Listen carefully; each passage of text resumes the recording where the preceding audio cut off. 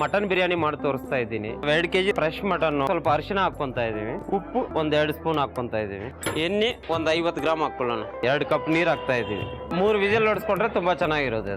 300 gram oil ಹಾಕ್ತಾ ಇದೀವಿ, ತುಪ್ಪ 50 ಗ್ರಾಮ್ ಹಾಕ್ತಾ ಇದೀವಿ, 7-8 ಮರಾಠಿ ಮಗ್ಗು, ಅನಾನಸ್ ಒಂದು ಹಾಕೊಂತ ಇದೀನಿ, ಏಲಕ್ಕಿ ಹಾಕೊಂತ ಇದೀನಿ, ಲವಂಗ ಹಾಕೊಂತ ಇದೀನಿ, ಸೋಂಪು 1 ಟೇಬಲ್ ಸ್ಪೂನ್ ಹಾಕೊಂತ ಇದೀನಿ, 3/4 kg ಈರುಳ್ಳಿ ತಗೊಂಡಿದ್ದೀನಿ, ಪುದೀನ 1 ಕೈ ಹಿಡಿ ಕೊತ್ತಂಬರಿ ಹಾಕೊಂಡಿದೀವಿ, ಅರ್ಧ ಕೈ ಹಿಡಿ kasuri methi, chilli powder 1/2 tablespoon ಹಾಕೊಂತ ಇದೀವಿ, ಸ್ವಲ್ಪ ಅರಿಶಿನ ಹಾಕೊಂತ ಇದೀವಿ, ಶುಂಠಿ ಬೆಳ್ಳುಳ್ಳಿ 2 ಮಿಕ್ಸ್ ಆಗಿದೆ 4 ಟೇಬಲ್ ಸ್ಪೂನ್ ಹಾಕೊಂತ ಇದೀವಿ, 3 ಸ್ಪೂನ್ ಚಿಲ್ಲಿ ಪೇಸ್ಟ್, ಕೊತ್ತಂಬರಿ ಪುದೀನ ಪೇಸ್ಟ್, ಟೊಮೊಟೊ ಹಾಕ್ತಾ ಇದೀವಿ.